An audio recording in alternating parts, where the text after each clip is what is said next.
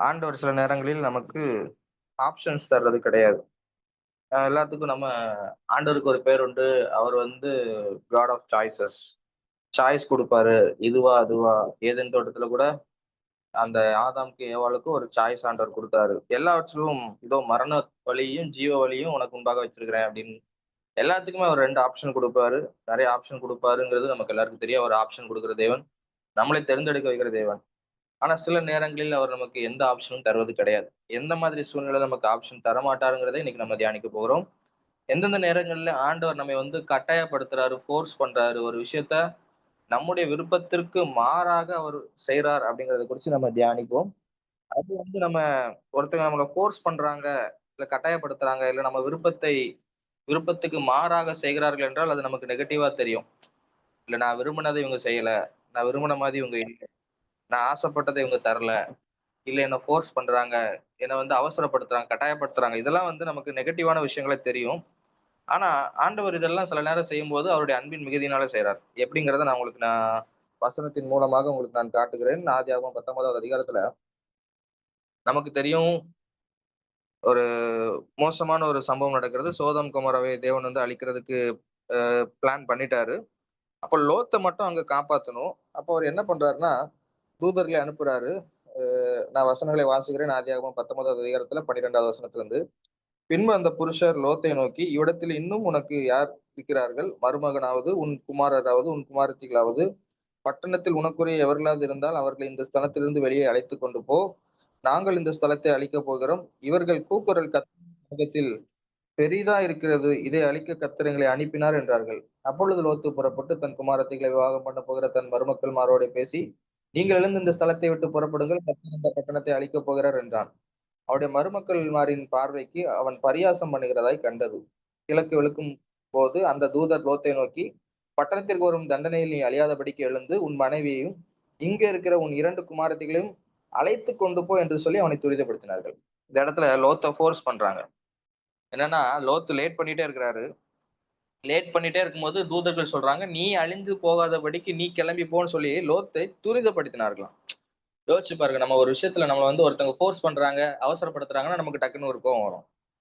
ஏன் அவங்கள என்ன ஃப்ரீயா பண்ண விடுங்க. நான் என் இஷ்டத்துக்கு பண்ணுவேன். நான் என் டைம்ல நான் பார்த்துப்பேன் அப்படின்னு சொல்லிட்டு. நம்ம வந்து உடனே பண்ண மாட்டோம். என்ன நான் எனக்கு தோணும்போது நான் பண்ணுவேன். நான் தோணும்போது நான் பண்ணுவேன். என்ன அவசரப்படுத்தாதீங்க அப்படின்னு சொல்லுவோம். லோத்தை இந்த தூதர்கள் துரிதப்படுத்துகிறார்கள். அவன் தாமதித்துக் கொண்டிருக்கும்போது கர்த்தர் அவன் மேல் வைத்த இரக்கத்தினாலே அந்த புருஷர் அவனை கையையும் அவன் மனைவியின் கையையும் அவன் 2 குமாரத்திகளின் கையையும் பிடித்து அவனை பட்டணத்துக்கு வெளியே கொண்டு போய் விட்டார்கள். அப்ப ஆண்டவர் சில நேரத்துல நம்மள வலுக்கட்டாயமா சில விஷயத்த செய்ய வைக்கிறது அவர் நம்ம மேல வைத்திருக்கிற இரக்கம். சில நேரத்துல நம்ம கட்டாயப்படுத்துறது, சில நேரத்துல நமக்கு வாய்ப்பே தராம, சில நேரத்துல ஒரு முட்டுச்சத்துல கொண்டு போய் விடுறதுன்னா, நமக்கு தெரியும் வேற வாய்ப்பே இல்ல. இந்த ஒரு விஷயத்த தான் நம்ம செஞ்சு ஆகணும் அப்படிங்கிற மாதிரி சில நேரத்துல ஆண்டவர் கொண்டு வந்து விட்டுருவாரு. ஏன் அப்படி பண்றாருன்னா, அவர் நம்ம மேல் வைத்த இரக்கம் அப்படின்னு இந்த வசனம் சொல்லுகிறது. இத குறிச்சு நம்ம நெறைய இடத்துல பார்க்கலாம். 2 விஷயம். 1 துரிதப்படுத்துறாங்க. 2வது அவன் கைய பிடிச்சு இழுத்துக்கொண்டு வலுக்கட்டாயமா 2 பேரையும் பிடிச்சு வெளிய கொண்டு போய் விடுறாங்க. சில நேரங்கள்ல நம்ம இப்படிதான் நம்ம ஆண்டவருக்கு லேட் பண்ணிட்டே இருக்கும்போது, ஆண்டவர் நமக்கு எந்த ஆப்ஷனுமே தராம, அவர் நம்ம மேல் வைத்திருக்கிற அன்பின் நிமித்தமாக, இரக்கத்தின் நிமித்தமாக, அவராகவே ஒரு முடிவெடுத்து நம்ம லைஃப்க்கு என்ன தேவையோ அத செய்ய ஆரம்பிக்கிறார். நம்மட்ட சொல்லி பார்ப்பாரு. இத செய், இத பண்ணுன்னு நம்ம லேட் பண்ணிட்டே இருக்கும்போது, நம்ம மேல வச்சிருக்க அன்பினால என்ன பண்ணுவாருன்னா, அவர ஃபோர்ஸ் பண்ணி நம்மள சில விஷயத்த செய்ய வச்சுருவாரு. வேற வழியே இல்லாம நம்ம அத செஞ்சு தான் ஆவோம். அப்போ நமக்கு ஒரு கோவமும் வரும். ஆண்டவரே ஏன் ஆண்டவரே இப்படி என்ன லைஃப்ல எனக்கு ஒரு வாய்ப்பே தராம, என்ன ஏன் ஆசைய நீங்க செய்ய விடாம, நீங்க உங்க இஷ்டத்துக்கு பண்றீங்க அப்படின்னு. நமக்கு இன்னைக்கு அது மேல ஒரு கோவம் இருந்தாலும், அது ஆண்டவர் நம்ம மேல வைத்த ஒரு இரக்கம். பைபிள்ல நெறைய விஷயங்கள நம்ம சொல்லலாம். சில நேரத்துல ஆண்டவர் சில நேரம் மனிதர்களுக்கு வாய்ப்பே கொடுக்க மாட்டார். இதுனா இதுதான். இதுதான் நீ செஞ்சு ஆகணும். இது ஒண்ணு தான் உனக்கு வழி. அப்படிங்கிற மாதிரி ஆண்டவர் சில நேரத்துல செய்வார். இன்னொரு இடத்துல சீஷர்கள் இதே போல ஆண்டவர் செய்கிறார். எங்கன்னா மார்க் 6வது அதிகாரத்துல 45வது வசனத்தை நான் வாசிக்கிறேன். அவர் ஜனங்களை அனுப்பிவிடுகையில், தம்முடைய சீஷர்கள் படவில் ஏறி அக்கரையில் பெத்சைதாவுக்கு எதிராக தமக்கு முன்பே போகும்படி அவர்களை துரிதப்படுத்தினார். அவர் ஜனங்களை அனுப்பிவிட்ட பின்பு ஜெபம் பண்ணும்படி ஒரு மலையின் மேல் ஏறினார். சாயங்காலம் போனபோது படகு நடுக்கடலில் இருந்தது. அவரோ கரையிலே தனிமையா இருந்தார். ஃபர்ஸ்ட் சீஷர்களை தேவன் இயேசு கிறிஸ்து துரிதப்படுத்துறார். போங்கன்னு சொன்னா போதாதா? துரத்தி விடுற மாதிரி அனுப்பி விடுறாரு. போ சீக்கிரம் கிளம்பு அப்படின்னு சொல்லிட்டு. சீஷர்களுக்கு அங்க ஆப்ஷன் குடுக்கல. நான் என்ன சொன்னேன், ஆண்டவர் வந்து ஆப்ஷன் தர்ற ஆண்டவர். எப்பவுமே நமக்கு வந்து இது இல்லன்னா அது. உனக்கு முன்னாடி நான் பாவத்தையும் வச்சிருக்கிறேன், நன்மையும் வச்சிருக்கேன். நீ பாவம் செய்யணும் அது உன்னுடைய விருப்பம். நன்மை செய்யணும் அது உன்னுடைய விருப்பம். அது உன் கையில தான் இருக்கு. நீ நல்லா இருக்கணுமா, தப்பு பண்ணணுமாங்க அது உன் கையில தான் இருக்குங்கிறத நான் சொன்னேன். ஆனா சில நேரங்கள்ல தேவன் தன்னுடைய பிள்ளைகளுக்கு இல்லன்னா தன்னை நேசிக்கிறவர்களுக்கு வாய்ப்பு கொடுக்க மாட்டார். இத நீ செஞ்சுதான் ஆகணும். இது நீ போய் தான் ஆகணும். இந்த பாதைய நீ கடந்து தான் ஆகணும்னு சொல்லி, அவர் நம்மை துரிதப்படுத்துவார், நம்மை கட்டாயப்படுத்துவார். நமக்கு வழியே இல்லாம ஒரு வழிய தான் வச்சிருப்பார். செங்கடல இஸ்ரவேல் ஜனங்களுக்கு முன்பதாக வைத்தது போல. வேற ஆப்ஷனே கிடையாது. ஒரு முட்டுச்சந்துல கொண்டு வந்து நிறுத்திட்டாரு. முன்னாடி செங்கடல். இஸ்ரவேல் ஜனங்களுக்கு கோவம் வந்திருக்கும். என்ன ஆண்டவரே வழியே இல்லாம இப்படி ஒரு இடத்துல கொண்டு வந்து நிறுத்திட்டீங்களே அப்படின்னு. வேற ஆப்ஷனே இல்லையே என் லைஃப்ல வேற வழியே எனக்கு இல்லையே அப்படிங்கும்போது செங்கடல் நடுவுல ஒரு வழியை ஓபன் பண்றாரு. அப்ப என்னன்னா தம்முடைய மகிமையை காட்டுவதற்காக நம்மை சில நேரங்கள்ல இந்த மாதிரி அவருடைய தன்னுடைய மகிமை நம் மூலமாக வெளிப்படும் பொருட்டு சில நேரங்களில் ஆண்டவர் இக்கட்டான சூழ்நிலையில நம்மை மாட்டி விடுகிறது போல தெரியும். இங்கேயும் பாத்தீங்கன்னா காற்று அடிக்கிறது சீசர்களை அனுப்பி விட்டுட்டாரு. அனுப்பி விட்டுட்டு 48வது வசனத்துல சொல்லுகிறது, அப்பொழுது காற்று அவர்களுக்கு எதிராக இருந்தபடினால் அவர்கள் தண்டு வலிக்கிறதில் வருத்தப்படுகிறதை அவர் கண்டு அப்படின்னு இருக்கு. அப்ப என்னன்னா சீசர்களை அனுப்பி விட்டுட்டாரு. அனுப்பி விட்டுட்டு சீஷர்கள் போயிட்டு இருக்கும்போது பயங்கரமான காத்தடிக்குது. அவங்களால அந்த கடல்ல தாண்டி போக முடியல. அப்போ சீஷர்களுக்கு ஒரு கேள்வி இருக்கும். நாங்க பாட்டு இருந்தோம். நீங்க தானே எங்கள ஃபோர்ஸ் பண்ணி போன்னு சொல்லி அனுப்பி விட்டுட்டீங்க. இப்ப எங்களால போக முடியலையே. நாங்க நடுக்கடலிலே இருக்கோமே அப்படின்னு சொல்லும்போது 4ஆம் ஜாமத்தில் கடலின் மேல் நடந்து அவரிடத்தில் வந்து அவர்களை கடந்து போகிறவர் போல காணப்பட்டார். அப்ப பாருங்க, ஆண்டவர் சில நேரத்துல ஒரு இடத்துல கொண்டு நம்மள விடுறாருன்னா, அதுல ஒரு வழி இருக்கும். நம்ம நெறைய டைம் ஆண்டவர் நம்மளை கட்டாயப்படுத்தி ஏதோ ஒரு இடத்துல கொண்டு விட்டுட்டு, இஸ்ரவேல் ஜனங்கள் அப்படிதான் நினைச்சாங்க. ஆண்டவரே வனாந்தரத்துல கொண்டு வந்துட்டு எங்களை அழிக்கவா கொண்டு வந்தீங்க அப்படின்னு கேட்டாங்க. அப்படி இல்ல. நம்மள அழிக்கிறதுக்காக இந்த பாதையில அவர் நம்மை நடத்தவில்லை. நமக்கு ஒரு அற்புதத்தை காட்டுவதற்காக. யாரும் இந்த பாதையில சென்றிருக்க மாட்டார்கள். பாருங்க ஆண்டவர் எல்லாரையும் நம்ம வந்து கட்டாயப்படுத்த மாட்டோம். சில ஆட்கள்ட்ட நம்ம ஒரு தெரியாத ஆட்கள்ட்ட நம்ம கட்டாயப்படுத்தி இத செய்யுங்கன்னு சொல்லி சொல்ல மாட்டோம். யார நம்ம கட்டாயப்படுத்துவோம்னா, நம்ம உரிமை இருக்கிறவங்கள. அவங்கட்ட நமக்கு ஒரு உரிமை இருந்துச்சுன்னா, அவங்கட்ட அவங்க வேண்டான்னு சொன்னாலும் நம்ம வந்து இல்ல நீங்க எங்களுக்கு இது செஞ்சுதான் ஆகணும்னு சொல்லி அவங்கள கட்டாயப்படுத்துவோம். ஆண்டவர் அப்படிதான். எல்லாரையும் கட்டாயப்படுத்த மாட்டார். தன்னை நேசிக்கிறவங்கள, தனக்கு உரிமை இருக்குன்னு நினைக்கிறவங்க அவங்கள மட்டும் தான் ஆண்டவர் வந்து கட்டாயப்படுத்துவார், துரிதப்படுத்துவார். அவங்களுக்கு தான் ஆப்ஷன் கொடுக்க மாட்டார். சோ இன்னைக்கும் நம்ம நேரத்துல நமக்கு ஆண்டவர் சில நேரத்துல வாய்ப்பே இல்ல, வாய்ப்பே தரல, எனக்கு எந்த வழியும் ஆண்டவர் தரல அப்படின்னு நீங்க நினைச்சீங்கன்னா உண்மையா ஆண்டவர் உங்களை ரொம்ப நேசிக்கிறார் என்று அர்த்தம். நிறைய பேர் இப்படி புலம்புறதை நான் கேள்விப்பட்டிருக்கிறேன். எல்லாத்துக்கும் ஆண்டவர் எல்லாமும் செய்றாரு. எனக்கு மட்டும் எதுவுமே செய்ய மாட்டேங்கிறார். காரணம் அவர் உங்களை ரொம்ப நேசிக்கிறார். இளையகுமாரன் மூத்தகுமாரனுடைய சம்பவத்தை வந்து நம்ம பார்க்கலாம். இளையகுமாரன் வந்து தகப்பன்ட்ட கேட்கிறாரு. தகப்பனே ஆஸ்தியில எனக்குள்ள பங்கு எனக்கு கொடுங்க அப்படின்னு சொல்லும்போது, தகப்பன் வந்து சரிப்பா அப்படின்னு சொல்லிட்டு ஒண்ணும் சொல்லாம பங்க பிரிச்சு கொடுத்துட்டாரு. இந்த சம்பவங்கள்லாம் நமக்கு தெரியும். இளையகுமாரன் போறாரு, ஆஸ்திய துன்மார்க்கமா செலவழிக்கிறாரு, பஞ்சத்துல மாட்டுறாரு, ஒண்ணும் இல்லாம திரும்பி வாராரு. இப்ப இளையகுமாரன் திரும்பி வந்தோனே வீட்டுல ஃபங்ஷன் எல்லாம் நடக்கும். இந்த சம்பவங்கள்லாம் நமக்கு தெரியும். நிறைய டைம் கேட்டிருக்கோம். இப்ப இந்த ஃபங்ஷன் நடந்துட்டு இருக்கும்போது இளையகுமாரன் வந்துட்டாங்கிற ஒரு சந்தோஷமான நிகழ்ச்சி நடந்து கொண்டிருக்கும்போது மூத்த குமாரன் வருவார். மூத்த குமாரன் வந்தோடனே அந்த வசனத்தை வாசிக்கலாம்னு ஆசைப்படுகிறேன். லூக்கா 15வது அதிகாரம் எல்லாரும் எடுத்துக்கொள்வோம். அந்த அது ரொம்ப அழகா இருக்கும். ஏன்னா இந்த வசனத்தை கண்டிப்பா வாசிக்கணும். லூக்கா 15வது அதிகாரத்துல இப்போ மூத்த குமாரன் உள்ள நடக்கிற விஷயங்களே பார்த்து உள்ள போறதுக்கு மனசு இருக்காது. அவன் என்ன இவ்வளவு நாள் உங்களுக்கு நான் உண்மையா சேவகம் பண்ணேன். எனக்கு ஒரு ஆட்டுக்குட்டியை கூட நீங்க அடிக்கல. துன்மார்க்கமா செலவு பண்ணவங்க இளையகுமாரன் வந்தோடனே இவ்வளவு பண்றீங்களேன்னு சொல்லிட்டு அவனுக்கு அந்த வீட்டுக்குள்ள போறதுக்கே மனசு இருக்காது. நான் வாசிக்கிறேன் பாருங்க. அப்பொழுது அவன் கோபமடைந்து உள்ளே போக மனதில்லாதிருந்தான். தகப்பனோ வெளியே வந்து அவனை வருந்தி அழைத்தான் அப்படின்னு இருக்கும் பாருங்க. இளையகுமாரன் சொத்தை வாங்கிட்டு போகும்போது தகப்பன் பின்னாடி ஓடி போய் இளையகுமாரனை கூப்பிட போல. சரி போ அப்படின்னு அனுப்பி விட்டுட்டாரு. ஆனா மூத்த குமாரன் வீட்டுக்குள்ள வரலன்னு தெரிஞ்ச உடனே தகப்பன் போயிட்டு இப்ப நீ கண்டிப்பா வான்னு வருந்தி அழைத்தாராம். இப்ப ஆண்டவர் சில நேரத்துல தங்களை நேசிக்கிறவங்கள வரு அவர் வந்து விட மாட்டார் அவ்வளவு சீக்கிரத்துல. இளையகுமாரன்னா விட்டுருவாரு, நீ போயிட்டு வா அப்படின்னு.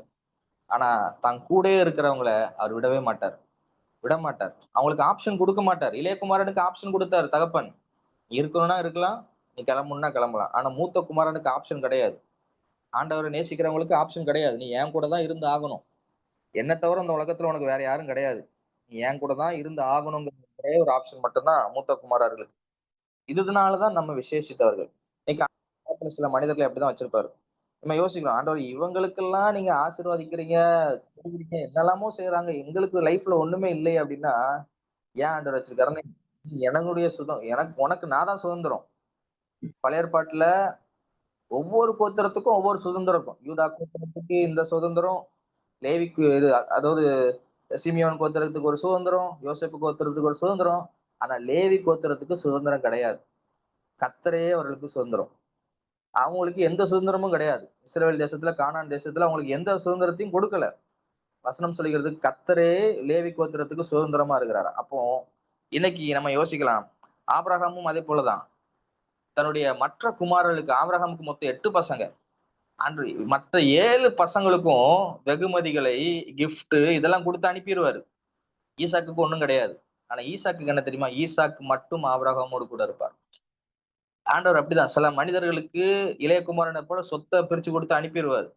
ஆனா மூத்த குமாரன், ஒரே பேரான குமாரன், நேசிக்கிற ஏக புத்திரன், நம்ம கூட இருக்கிற புத்திரர அவர் பக்கத்திலே வச்சுப்பாரு.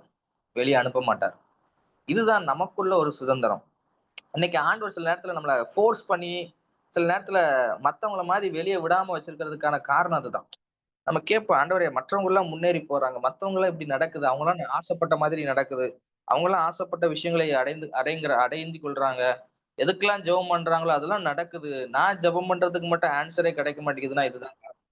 நம்முடைய ஜெபத்துக்கு ஆண்டவர் சில நேரங்கள்ல பதில் தரமாட்டார். நம்மள ஒரு வழி இதுதான். உனக்கு இது மட்டும் தான். இத தாண்டி வேற எதுவும் இல்ல. அப்படின்னு தான் நம்மள வச்சிருப்பார். இது எல்லாராலயும் ஏற்றுக்கொள்ள முடியாது. இன்னைக்கு நம்ம எல்லாருமே இளைய குமாரனாய் இருக்கணும்னு தான் ஆசைப்படுறோம். ஆண்டவரே எனக்குரியது எனக்கு குடுத்துருங்க. நான் உங்கள தொந்தரவு பண்ண மாட்டேன். மூத்த குமாரனா இருப்பதற்கு யாருக்கும் ஆசை கிடையாது. மூத்த குமாரன் தகப்பனுக்கே ஊழியம் செய்து தகப்பனோடே கூட இருந்தவன். ஆனா இன்னைக்கு இந்த உலகத்துல உள்ள எல்லாரும் இளைய குமாரனைப் போல ஆண்டவரை விட்டு, ஆண்டவரே எனக்கு உரிய பங்கு எனக்கு குடுத்துருங்கப்பா. எனக்குரிய சொத்த எனக்கு குடுத்துருங்க. எனக்கு தர வேண்டிய ஆசீர்வாதத்த எனக்கு குடுத்துருங்க. என் வாழ்க்கைய நான் பார்த்துக்கிறேன். அதுக்காக மட்டும் தான் ஆண்டவர தேடி வருகிறோம். இன்னைக்கு நான் உங்களுக்கு சொல்றேன். இளைய குமாரனைப் போல இருக்க வேண்டாம். ஆபிரகாமின் மற்ற குமாரர்களைப் போல இருக்க வேண்டாம். மூத்த குமாரனைப் போல இருப்போம். ஆண்டவர் இன்னைக்கு தகப்பன் தான் நமக்கு இருக்கிற ஒரே ஒரு சுதந்திரம். தகப்பன்ட்ட இருக்கிற சொத்து கிடையாது.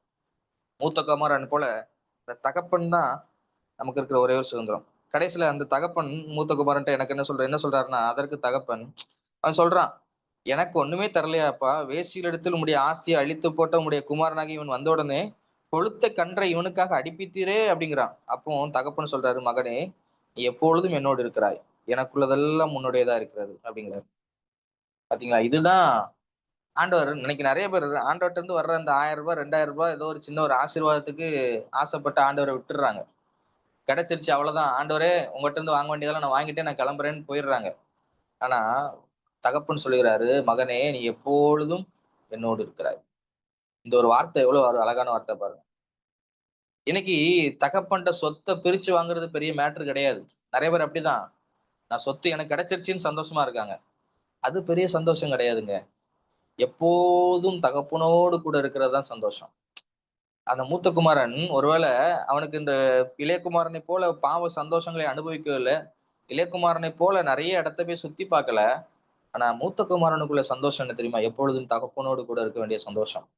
அடுத்து சொல்றாரு, "எனக்குள்ளது எல்லாம் உன்னுடையதா இருக்கிறது." இன்னைக்கு தேவன மட்டும் நேசிச்சு சார்ந்து வாழ்கிறவர்களுக்கு கர்த்தர் சொல்லுகிற ஒரு விஷயம், அவருடையது எல்லாம் நம்முடையது. இந்த உலகம் எல்லாம் அவரால் சிருஷ்டிக்கப்பட்டது. இந்த உலகத்தில் உள்ள எல்லாம் அவருடையது. அப்போ இன்னைக்கு அவருக்கு ஊழியம் செய்து, அவரை சேவித்து, அவருக்காகவே வாழ்ந்து கொண்டிருக்கிறவங்களுக்கு அவர் எல்லாவற்றையும் வச்சிருக்கிறார். சோ நம்ம சாதாரண விஷயத்துக்கு ஆசைப்பட்டு நான் மண்ணுக்காக மாணிக்கத்த விட்டுட்டு போயிடுறோம். அப்போ இன்னைக்கு நம்ம டாபிக் விட்டு வெளிய போக வேணாம். ஆண்டவர் இந்த மூத்த குமாரனுக்கு ஆப்ஷன் குடுக்கல. இளைய குமாரன் வெளிய போறேன்னு சொன்னோனே போயிட்டு வான்னு அனுப்பிட்டாரு. ஆனா மூத்த குமாரன் வீட்டுக்கு வரலன்னு சொன்னோனே, தகப்பன் சரி நீனும் போயிட்டு வாப்பான்னு அனுப்ப முடியல தகப்பனால. மூத்த குமாரனை வருந்தி அழைக்கிறார். ஆண்டவர் சில நேரத்துல நம்மள விட மாட்டாருங்க. நம்ம ஆண்டவரே நம்ம சொல்ல ஆண்டவரே என்ன விட்டுருங்க ஆண்டவரே எனக்கு போதும். இதுக்கு மேல எனக்கு வேண்டாம் அப்டின்னா, நம்மள விடவே மாட்டாரு அவரு. அவரே நெறைய டைம் நம்ம லைஃப்ல நம்ம ஃபீல் பண்ணியிருப்போம். எத்தனையோ பேர் பின்வாங்கி போயிட்டாங்க. எத்தனையோ பேர் ஆண்டவர விட்டு விலகி போயிட்டாங்க. ஆனா, எத்தனையோ பிரச்சனை இன்னைக்கு நம்ம நிக்கலங்க. அவர் நம்மளை விடல. நம்ம நினைக்கிறோம், நான் நின்னேன்னு நினைக்கிறோம். இல்ல, அவர் நம்மளை விடல. அவரை விட்டு நம்ம போறதுக்கு அவர் நமக்கு அனுமதி கொடுக்கல. அதனால தான் இன்னைக்கு நம்ம நின்னுட்டு இருக்கோம். இன்னைக்கு எத்தனை பரிசுத்தவான்கள் விழுந்து போனாங்க. இன்னைக்கு எத்தனை தேவ மனிதர்கள் பின்வாங்கி போனாங்க. ஆனா இன்னைக்கும் நம்ம ஆண்டவருக்குள்ள உறுதியா நிக்கிறோம்னா காரணம் என்ன தெரியுமா? அவர் நம்மை பின்வாங்கி போகிறதுக்கு அனுமதிக்கல. பிசாசு நம்மளை விழத் தள்ளுவதற்கும், நம்மள ஒரு ஏமாற்றத்தை கொண்டு வந்து ஆண்டவரை விட்டு பின்வாங்கி வைக்கிறதுக்கு எவ்வளவு முயற்சி பண்ணான். ஆனா ஆண்டவர் இந்த மூத்த குமாரனை அழைத்தது போல நம்மை வருந்தி நம்ம கூடவே வச்சுக்கிட்டார். என்னெல்லாம் செஞ்சா நம்ம அவர் கூட இருப்போமோ அதெல்லாம் செஞ்சு வச்சுக்கிட்டார். சில நேரத்துல இது ஒரு ஒரு ஹார்ஷான ஒரு எக்ஸாம்பிள் தான். ஆனா இது நமக்கு ஆப்ட்டா பொருந்தும். சில ஆட்கள் வீட்ல இந்த பறவைகள வளர்ப்பாங்க. கிளி, புறா அப்படின்னு. என்ன பண்ணுவாங்க தெரியுமா? இந்த ரெக்கைய வெட்டி விட்டுருவாங்க. சில நேரத்துல ஆண்டவர் அப்படிதான் நமக்கு இந்த ரெக்கைய வெட்டி விட்ட மாதிரி தான். அது ஒரு டைம் பார்த்தா நமக்கு ஐயோ! வேதனையா தான் இருக்கும். மத்தவங்க எல்லாம் பறக்குறாங்க, என்ன பறக்க விடாம பண்றாரே அப்படின்னு. அது ஒரு சைடு பார்த்தா நமக்கு ஒரு ஹார்ஷா இருக்கிற மாதிரி இருக்கும். ஏன் இப்படி பண்றாரு அப்படின்னு. ஆனா இன்னொரு சைடு பார்த்தா, அவர் நம்மள வெளிய போயிறக்கூடாது, நீ என்ன விட்டு போயிறாதங்கிறதுக்காக அவர் செய்ற விஷயங்கள். நீ என் கூட தான் இருக்கணும். அப்படின்னு நம்ம மேல உள்ள உரிமையில அவர் செய்ற விஷயம். சோ இந்த விஷயம் எல்லாருக்கும் புரியாது. இன்னைக்கும் நான் அந்த விஷயத்த நான் 2 விதமா நீங்க ஒரு எத்தன பேர் கேட்கிறீங்களோ, அத 2 விதமா எடுத்துக்கலாம். ஒருவேளை நான் அத சொல்லும்போது, உங்களுக்கு ஆண்டவர் மேல கோவம் வரும் சில ஆட்களுக்கு. அது எப்படி ஆண்டவர் என்ன வெளிய போக விடாம அனுமதிக்கலாம் அப்படின்னு. இன்னொரு சில ஆட்களுக்கு ஆண்டவர் மேல, ஐயோ! என்ன இவ்ளோ நேசிக்கிறாரா? அப்படின்னு ஒரு விஷயம் வரும். 2மே நம்முடைய மனசு நம்ம எப்படி மூத்த இளைய குமாரனாங்கிறத வச்சு தான் அத நம்ம முடிவு பண்ண முடியும். யோசிச்சு பார்த்துக்கோங்க. நீங்க மூத்த குமாரனை போல இருக்கிறீங்களா? இல்ல இளைய குமாரனை போல இருக்கிறீங்க? ஆண்டவர் மூத்த குமாரனா இருந்தோம்னா, நமக்காக இறங்கி வருவார். யோவான் 6வது அதிகாரத்துல இயேசுனுடைய உபதேசத்தை கேட்டு நெறைய சீஷர்கள் பின்வாங்கி போறாங்க. பின்வாங்கி போனவங்களெல்லாம் விட்டுட்டாரு. ஆனா அந்த 12 பேர பார்த்து அவர் கேட்கிறாரு, நீங்களும் போய்விட மனதா இருக்கிறீர்களோன்னு கேட்கிறாரு. மத்தவங்கலாம் போயிட்டாங்க, எனக்கு வருத்தம் கிடையாதுப்பா. ஆனா நீ போயிட்டன்னா எனக்கு அது ஃபீல் ஆகும். 1000 பேர் போகட்டும், எனக்கு அது பிரச்சனை கிடையாது. ஆனா நீ போனா எனக்கு அது ரொம்ப கஷ்டமா இருக்கும். அவன்லாம் பின்வாங்கி போனா எனக்கு ஒரு பெரிய மேட்டரே கிடையாது. அவன்லாம் என்ன தூஷிச்சா பெரிய மேட்டர் கிடையாது. ஆனா நீ போயிட்டன்னா எனக்கு என்னால தாங்கிக்க முடியாது. ஆண்டவர் அப்படிதான். ஆண்டவர் நம்ம மேல அவ்வளவு அன்பு வச்சிருக்கிறாரு. நம்முடைய பிள்ளைகள் மேல அவ்வளவு அன்பு வச்சிருக்கிறாரு. அந்த ஸ்பெஷல் கூட்டமா நம்ம இருக்கிறோம். அவ்வளவு சீக்கிரத்துல விட்டுக் கொடுக்க மாட்டாரு. அதனால தான் சொல்றாரு, எபிரகாமே நான் உன்னை எப்படி விட்டுக் கொடுப்பேன்? நான் எப்படி உன்னை ஒப்புக் கொடுப்பேன்? நான் எப்படி சோதம் குமோராவை போல, ஆத்மாவை போல, செபோயமை போல நான் உன்னை வந்து எப்படி அழிப்பேன் அப்படின்னு சொல்றாரு. அந்த வசனத்தை நம்ம வாசிச்சா நமக்கு நல்லா இருக்கும்னு தோணுது. ஓசியா 11வது அதிகாரம்னு நினைக்கிறேன். இன்னைக்கு இந்த சோதம் குமராவை பத்தி நம்ம ஆல்ரெடி பேசுனதுனால அந்த வசனத்தை நான் எடுக்கிறேன். தேவன் இந்த இடத்துல சோதம் குமராவை அழித்ததாக நம்ம வாசிச்சோம். இந்த இடத்துல ஓசியா 11வது அதிகாரத்துல என்ன சொல்றாருன்னா, ஆஹ் 8வது வசனம், எப்பிராயீமே நான் உன்னை எப்படி கைவிடுவேன்? இஸ்ரவேலே நான் உன்னை எப்படி ஒப்புக் கொடுப்பேன்? நான் உன்னை எப்படி ஆத்மாவை போலாக்குவேன்? உன்னை எப்படி செபோயிமை போல வைப்பேன்? இந்த ஆத்மா செபோயிம்ல என்னன்னா சோதம் குமராவுக்கு அருகில் இருந்த பட்டணங்கள். அப்போ இந்த சோதம் குமரா அழிக்கப்பட்ட போது இந்த பட்டணங்களும் அழிக்கப்பட்டிருக்கலாம். என் இருதயம் எனக்குள் குழம்புகிறது, என் பரிதாபங்கள் ஏகமாய் பொங்குகிறது. அப்படின்னா என்னன்னா, சோதம் குமரா செஞ்ச பாவத்தினால நான் சோதம் குமரா அழிச்சிட்டேன். ஆனா நீயும் அதே மாதிரிதான் பாவம் செஞ்ச. ஆனா ஒண்ணு என்னால விட்டு கொடுக்க முடியாது. என்னால சோதம் குமராவை போல உன்னை அதே லிஸ்ட்ல என்னால வைக்க முடியாது. நீனும் போனா பரவாயில்லன்னு என்னால ஏத்துக்க முடியாது. அது ஆண்டவர் நம்ம மேல வச்சிருக்கிற அன்பு. அதனாலதான் சில நேரத்துல நமக்கு ஆப்ஷன் தர மாட்டார். மற்ற ஜனங்கள் மற்ற தெய்வங்களை வணங்கும் போது ஆண்டவர் ஒன்றும் சொல்ல மாட்டார். ஆனா தன்னுடைய ஜனங்கள் தன்னை விட்டு பிரிந்து போய் இன்னொரு தெய்வத்தை வணங்கும் போது ஆண்டவரால் அதை பொறுத்து கொள்ள முடியாது. அதனாலதான் சில நேரத்துல ஆண்டவர் நம்ம மேல கொஞ்சம் ஹார்ஷா பிஹேவ் பண்ற மாதிரி இருக்கும். அடுத்தவங்க லைஃப்ல ரொம்ப ஈஸியா இருக்கு, என் லைஃப் தான் ரொம்ப கஷ்டமா இருக்கு. காரணம் என்னன்னா, உங்களை அவர் மத்தவங்கள மாதிரி ஈஸியா விட்டு விட மாட்டார். சரி, நீயே எந்த விருப்பம் இருக்கிறதுல ரொம்ப மோசமான ஒரு விஷயம் தெரியுமா? என்ன விஷயம்னா, நம்முடைய இஷ்டத்திற்கு நம்மை விட்டு கொடுப்பதுதான். ஒரு ஒரு அப்பாவோ, ஒரு அம்மாவோ தன் பிள்ளை அது பிடிக்கல அப்படின்னா என்ன செய்வாங்க தெரியுமா? சரி, நீ எப்படியும் போய்க்கோ. உன்னை நான் இனிமே கேட்கவே மாட்டேன். இருக்கிறதுலே வொர்ஸ்ட்டான விஷயம் அதுதான்.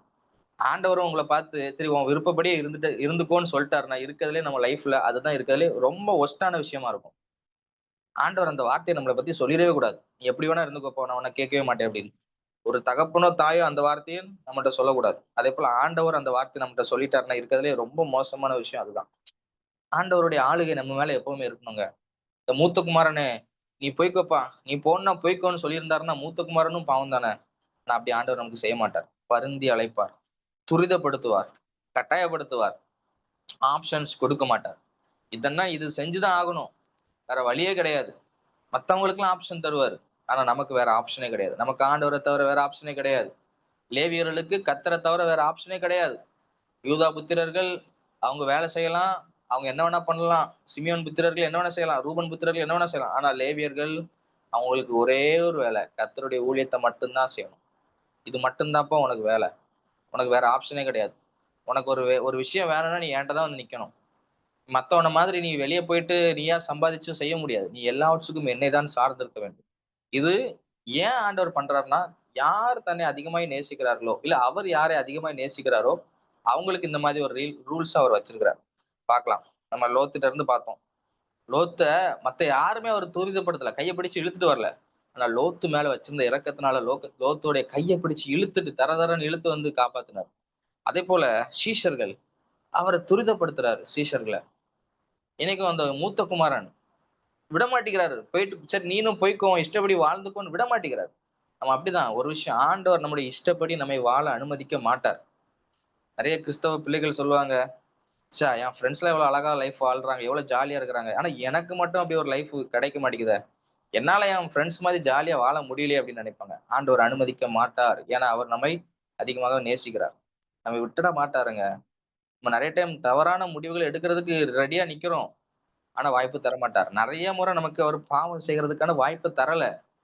இன்னைக்கு நீங்க செய்யக்கூடிய பாவத்த நெறைய பேர் ஈஸியா செஞ்சுட்டு இருக்காங்க வெளிய. ஆனா நம்மளால அந்த பாவத்த செய்ய முடியாது. ஏன்னா ஆண்டவர் உங்களுக்கு வாய்ப்ப தரமாட்டார். அதற்கான வாய்ப்ப தரவே மாட்டார். நெனைப்போம் இவங்கலாம் ஈஸியா போறாங்க, இவங்கலாம் ஈஸியா செய்றாங்க. நமக்கு மட்டும் வாய்ப்பு அமையவே மாட்டேங்குது அப்படின்னு நம்ம நெனைப்போம். ஏன்னா ஆண்டவர் அனுமதிக்க மாட்டார். ஏன்னா அது நம்ம மேல வச்சிருக்கிற அன்பு, நம்ம மேல வச்சிருக்கிற இரக்கம். அதனாலதான் சில நேரத்துல நமக்கு வாய்ப்பே தராம, ஆப்ஷன்ஸே கொடுக்காம, இதுன்னா இதுதான். நான் சொல்றத நீ கேட்டாகணும். உனக்கு பிடிக்குதோ, பிடிக்கலையோ இதுதான் செய்யணும். சில பெற்றோர்கள் அப்படி கண்டிப்பா இருப்பாங்க. பிள்ளைகளுக்கு வந்து அவங்க இஷ்டப்பட்ட சாப்பாட குடுக்க மாட்டாங்க. சில சரியில்லாத பெற்றோர் என்ன பண்ணுவாங்கன்னா, பிள்ளைகள் எது கேட்டாலும் குடுப்பாங்க. சரி நீ ஸ்நாக்ஸ் கேட்கிறியா சாப்பிடு. ஜூஸ் கேட்கிறியா குடி. எதனாலும் குடுப்பாங்க. ஆனா ஸ்ட்ரிக்ட்டான பெற்றோர்ஸ், கரெக்ட்டான பெற்றோர்ஸ் என்ன பேரண்ட்ஸ் என்ன பண்ணுவாங்கன்னா, கரெக்ட்டான பேரண்ட்ஸ் என்ன பண்ணுவாங்கன்னா, அந்த பிள்ளைக்கு எது ஹெல்த்தியோ, இல்ல அது எது இவங்க எது நல்லதுன்னு நினைக்கிறாங்களோ, அது மட்டும் தான் அந்த பிள்ளைக்கு குடுப்பாங்க. அதே போல தான் ஆண்டவர் தன்னுடைய பிள்ளைகளுக்கு அவங்க விரும்புறதல்ல, அவங்க வாழ்க்கைக்கு அது எது நல்லதோ அததான் கொண்டு குடுப்பார். இன்னைக்கு நமக்கெல்லாம் 2 விஷயம் இருக்கு. நம்ம விரும்புற மாதிரி நம்முடைய வாழ்க்கை அமையணும்னு நம்ம யோசிப்போம். ஆனா ஒரு கேள்விய கேட்டு பாருங்க. உங்க வாழ்க்கை நீங்க விரும்புன மாரி வாழணுமா? இல்ல ஒரு நல்ல வாழ்க்கையாக ஆண்டவர் விரும்புன மாரி இருக்கணுமாங்கிறத யோசிச்சு பாருங்க. இன்னைக்கு நெறைய பேருக்கு என் வாழ்க்கை மோசமா இருந்தாலும் பரவால்ல, நல்லா இல்லனாலும் பரவால்ல. ஆனா நான் நெனச்ச மாரி இருக்கணும்னு நம்ம நெனைக்கிறோம். ரொம்ப மோசம் அதுதாங்க.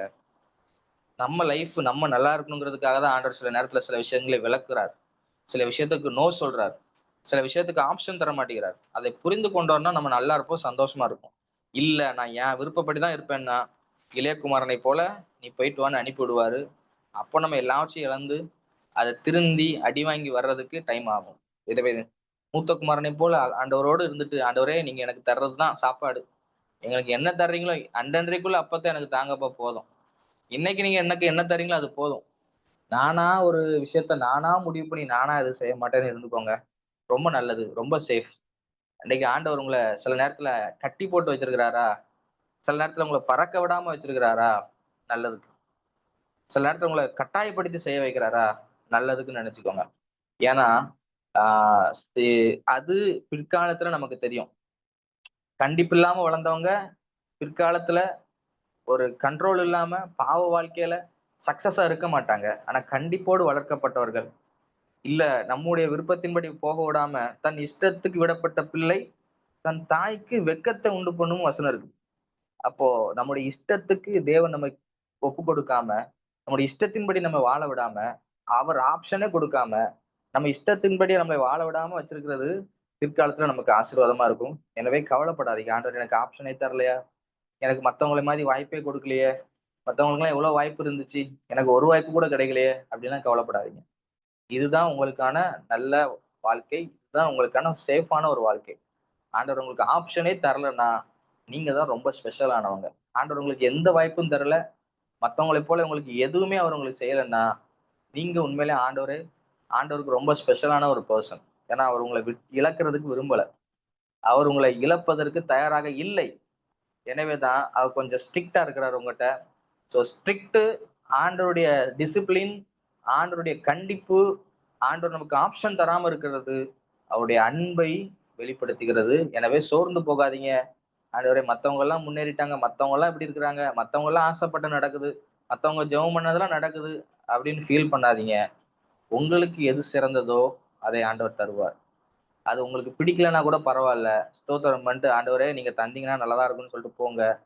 ஃபியூச்சர்ல அதோடைய மேன்மை உங்களுக்கு தெரியும். இன்னைக்கு அதோடைய அருமை உங்களுக்கு தெரியலன்னா கூட, ஃபியூச்சர்ல நீங்க சொல்வீங்க, "அனுமதித்ததெல்லாம் நன்மைக்கு தான் ஆண்டவரே."